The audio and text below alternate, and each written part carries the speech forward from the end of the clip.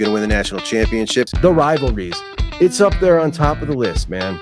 And if we allow them to devalue it, we lose a lot of what makes college football special. Don't let them do it. Don't let them devalue what it means to you. And welcome to Juck on Bucks. Appreciate you so much for joining me for a quick little reaction video. Now, it's Monday morning, and I didn't have my normal show this morning. And the reason I didn't do that is because I was planning on doing an evening show tonight live. So Monday night, 7:30, which we still will do. One of the segments that I had in there, we've got Big Ten Media Days this week. And with the House settlement, with what certainly looks like a lot of funny business from a lot of schools, even inside the Big Ten, with the playoff format, with Greg Sankey talking last week about the 9 games potentially for the SEC, a lot of questions that I got for Tony Petitti. And I had a list of questions I wanted to ask Tony Petitti, as well as Ryan Day, as well as some other coaches in the Big Ten. And that was kind of the theme of this evening's show, which we're going to do live, and we still are going to do.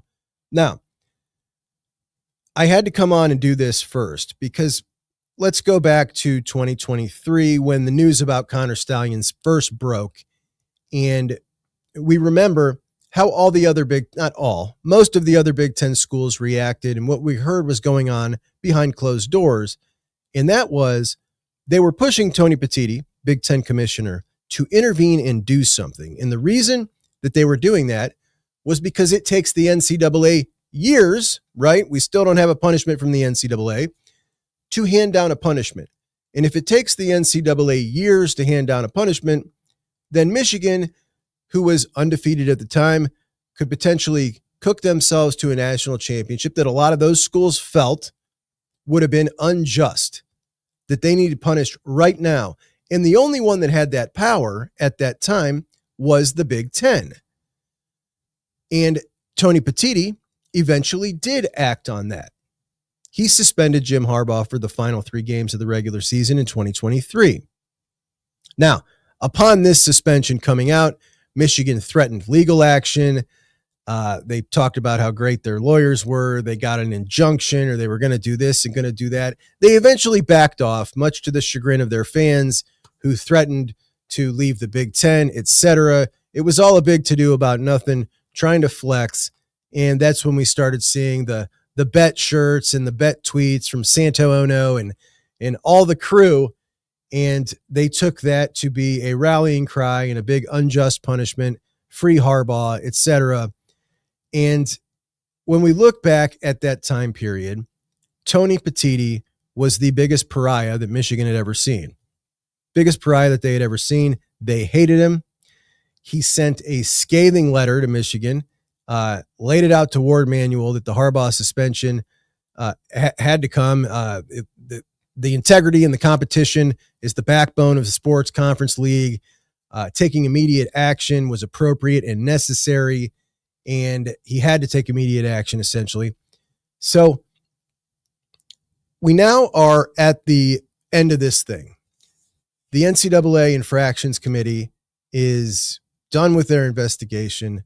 They're done with their June hearing, and now we are waiting on what this punishment is, and it looks like it's going to come out before the season, and we're waiting for that. Now, in June, they did that Infractions Committee. Michigan was being charged with 11 rule violations, 6 of them level 1, which are as bad as it gets.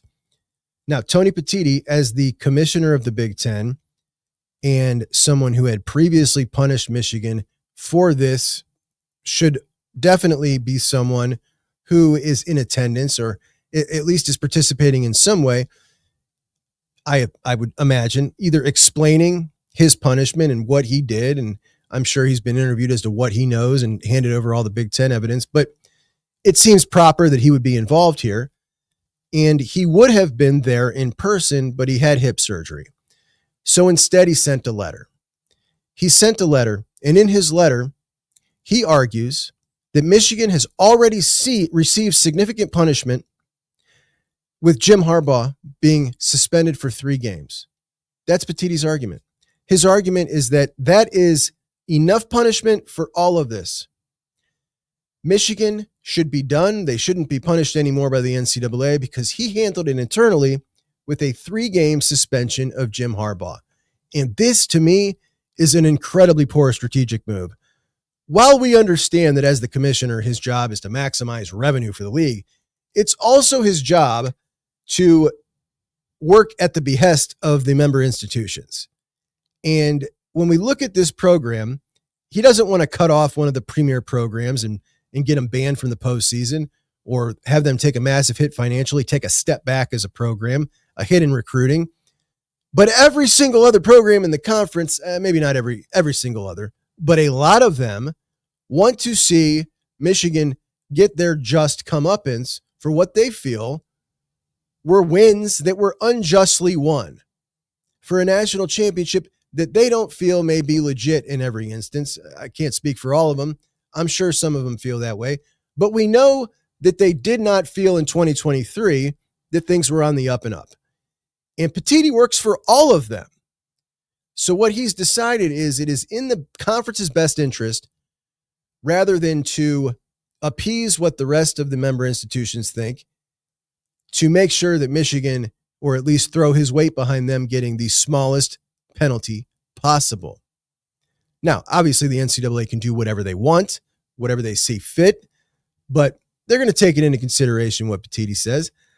The potential punishments include vacating games, postseason bans, coaching suspensions, monetary fines, recruiting restrictions, number of visits, etc. There's a wealth of different ways they could get punished here. All are on the table, but the guy in charge of the conference, representing all 18 teams, thinks that a 3-game penalty for Jim Harbaugh was enough. Now, here's where this gets juicy. There is absolutely no way Tony Petitti wanted this to surface the day before Big Ten Media Days starts. No way. Because if he had, his office would not have declined statement when ESPN reached out to them. They got nothing to say. So now we've got Petiti walking into Big Ten Media Days with this bombshell just dropping. And the question is anybody going to ask him about this? You would assume, right?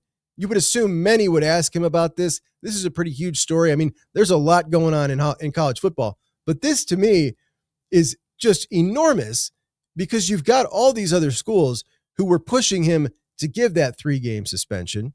And they were only pushing him to give that 3-game suspension to Harbaugh because he had the power to do something immediately, and the NCAA was going to take 1.5 years. He did that. He's saying he thinks that's enough. That seems a little disingenuous to me. But this dude's going into Big Ten Media Days. They better bombard him with questions. This is going to be electric. I cannot wait. He thinks he's doing his job here to maximize revenue and protect his programs. The problem is the programs that suffered most from the cheating scandal were his other programs. And there's a lot more of them than there are of Michigan. Now, Michigan, an incredibly powerful brand, make a ton of money along with Ohio State, neck and neck. And I guess the question is, does anybody outside of Ann Arbor actually believe that the 3-game suspension for Jim Harbaugh was sufficient in this case? Because to me, this looks very silly that Petiti's trying to argue this. I would say outside of a Michigan fan, he is totally on an island thinking that that is enough punishment. I don't think anybody would agree with him outside of a Michigan fan. I mean, he's not even arguing for a fine. Like, that's it. That's it, done. We're done with this. We've moved on, is essentially his stance here. There's so many different ways you could punish them in addition to what he did, but he's saying that's it. I'm pretty blown away, man. Seems like a real oversight on his part after a years-long investigation that the NCAA has done to come sit in front of them. Didn't sit in front of him because of his hip surgery, but he was going to come sit in front of them and say, that's it, guys. We handled this at the Big Ten. It's all cool.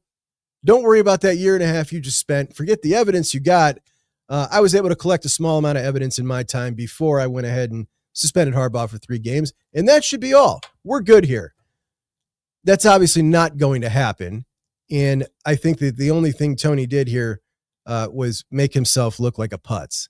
Made himself look like a putz to the rest of the member institutions, to the rest of college football who's going to hear this story. And the only one he looks better to are the folks that hate him already. And those are the folks in Ann Arbor. They can't stand him. They were going to leave the Big Ten because of him. So I think this is a really bad move.